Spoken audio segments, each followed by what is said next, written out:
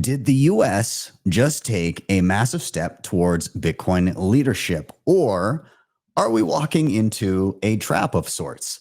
The much hyped Genius Act just cleared procedural voting in the House and heads for a final vote tomorrow.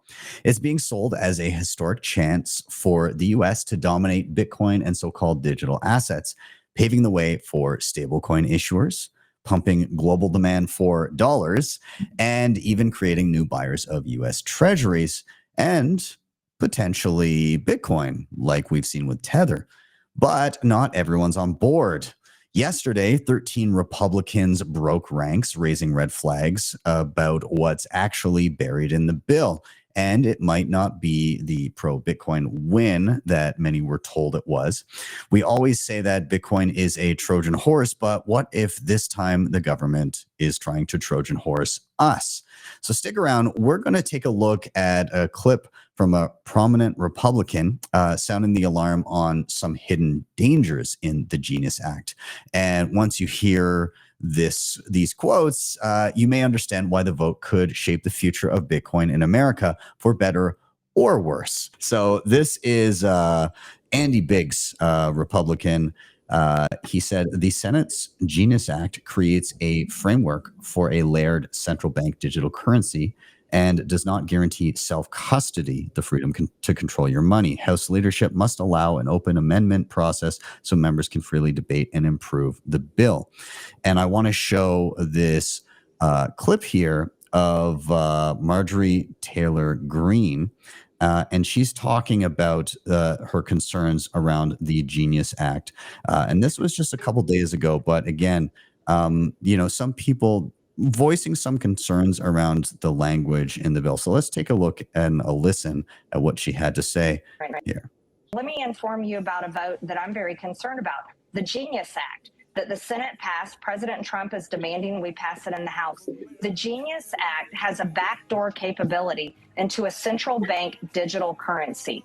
And they are they're having a second vote on the ban on central bank digital currency. That should be included in the Genius Act. That should be a part of the Genius Act. It should not be separate. And my concern, Steve, is the Genius Act will pass, and this opens the door for a central bank digital currency. So there's things happening extremely fast, and these are things that regular Americans just are largely against. We don't want a central bank digital currency. We don't want a future government or administration that can turn our bank account on and off and take our tax money without our agreement.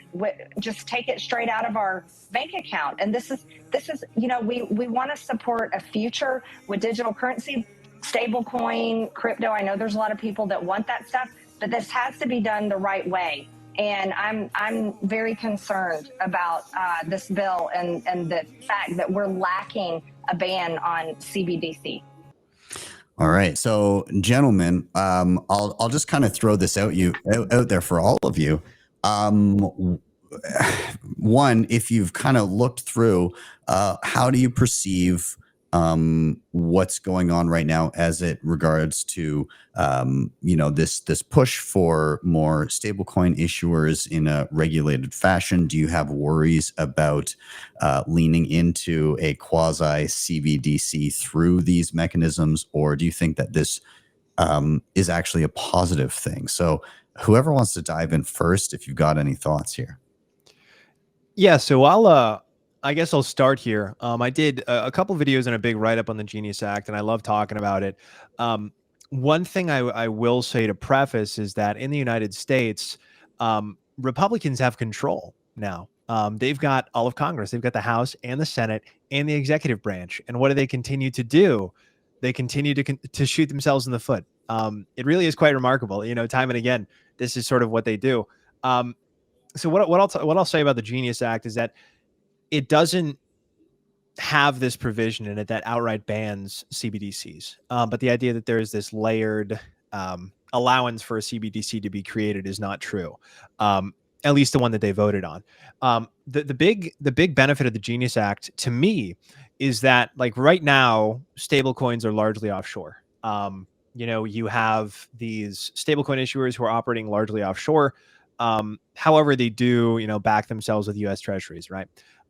There is something to the tune of, $500 billion in overseas stablecoins, if not a little bit more, that we don't know whether or not they are actually backing themselves by U.S. Treasuries, right? And so bringing that into the United States, that'll make it so stablecoins are safer for people, and saying safer in the sense that meaning you'll know as a consumer it's backed by a dollar, right? This stable coin is backed by one equivalent unit of either a dollar or a U.S. Treasury, right? An equivalent unit of a U.S. Treasury, and so that's good. And then the other thing is that that'll bring all of that, like creating this act in order to try to foster innovation and kind of drive stablecoin usage in the United States. That's also great for the dollar, which is great for Bitcoin.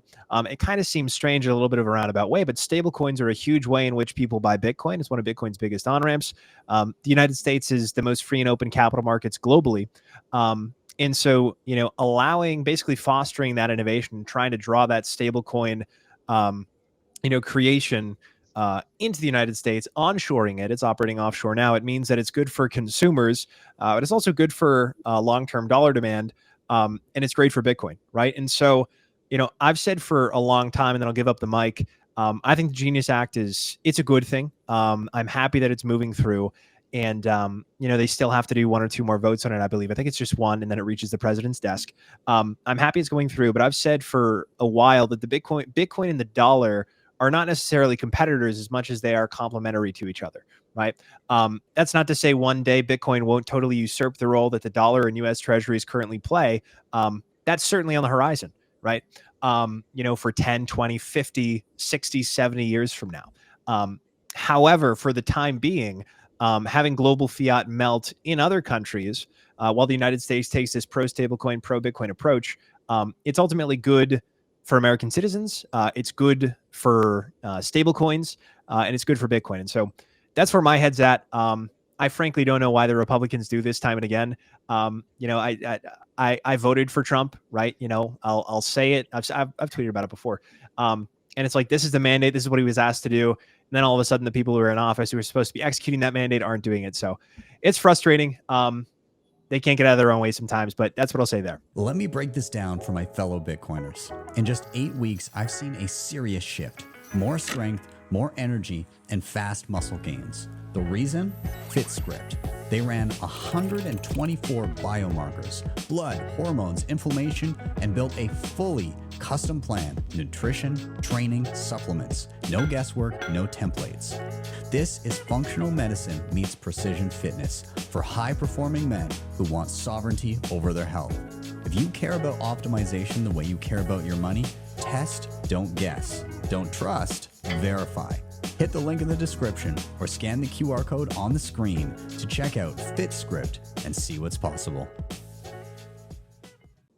Is this the final long bomb kick of the can down the road to drive additional demand for the dollar? Just, make it so that anybody anywhere on the planet can get access to dollars. So why use their own currency? Pump up demand for treasuries.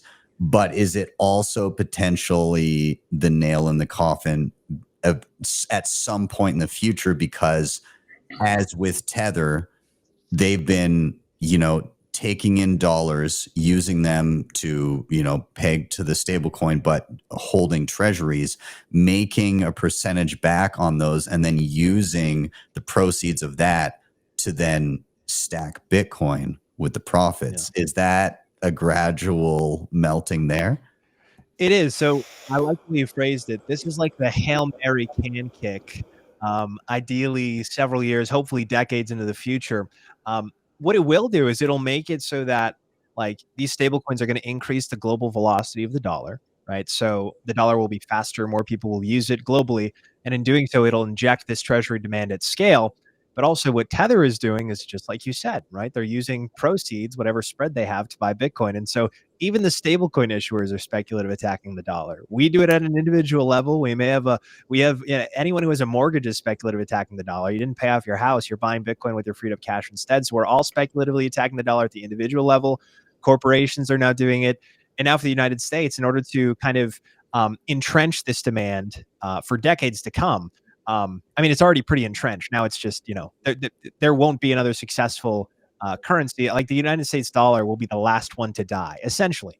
So it's kind of a funny situation. You described it perfectly. This is the Hail Mary can kick down the road to buy the US dollar a couple more decades, several more decades, maybe of time. But ultimately, everyone flocks to Bitcoin, right? It's a strange situation we find ourselves in. Leon, I want to go to you and get any of your thoughts that you may have on the situation too, and then I'll go to Tom. Yeah, so I'd agree that Bitcoin doesn't need laws and regulation to function. If there would have been a law to stop Bitcoin, it would have not worked. But the regulation helps, especially when you look at housing. Dual collateralizing real estate and housing, for example, is not possible if the regulatory framework doesn't exist. So I think that in order to see the positive secondary order effects of Bitcoin, especially on housing, in order to lift some of the pressure of the housing market that exists right now, because people need to invest into housing to outperform inflation, to lift that pressure off, I think regulation is very, very helpful. So I see this as a step forwards to create guidance and a legal framework for entrepreneurs to operate in. So that's a net positive. Awesome. Tom, I'll go to you as well. Thoughts around kind of this frenzy of activity we're seeing in and around the U.S. Trying to regulate and proliferate stable coins and its effect on Bitcoin. Yeah, I guess I'm torn. First of all, I'm battling internet here, Ben. So if you got to kick me off, kick me off. But I think I got it sorted. Yeah, okay. I'm torn because I think, like, I agree with what Joe's saying. I like what Leon said there. It takes some pressure from the real estate market, because when we have regulations, we can now use some of this stuff to our advantage. But I want to see Bitcoin adoption purely. So I look at this as a long-term distraction. I can see some of my friends getting distracted, talk about stablecoin issuance, takes the conversation a little bit away from Bitcoin, delays the inevitable. So personally, I think I'm not, I just see it like a system dying, clawing, like you said, Ben, at the last straw, Hail Mary attempt to keep things going. Of course, this was going to happen.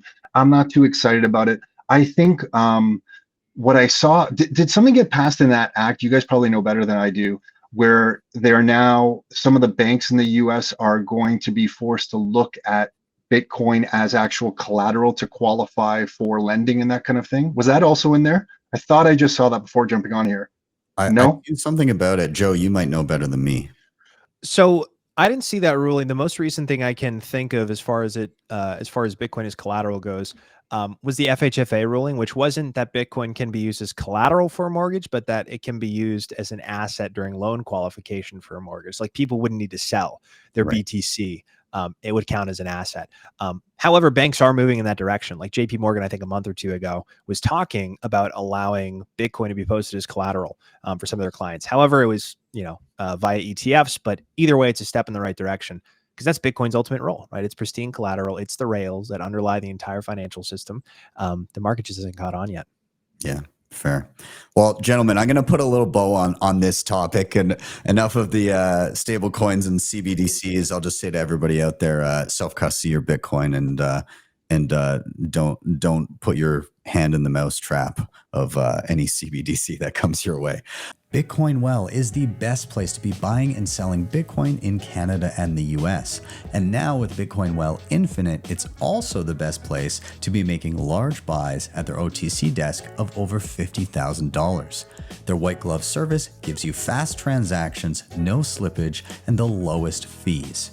You can scan the QR code on the screen or simply head to bitcoinwell.com/BTC sessions to sign up today. And you can share your own personalized referral link to earn commissions.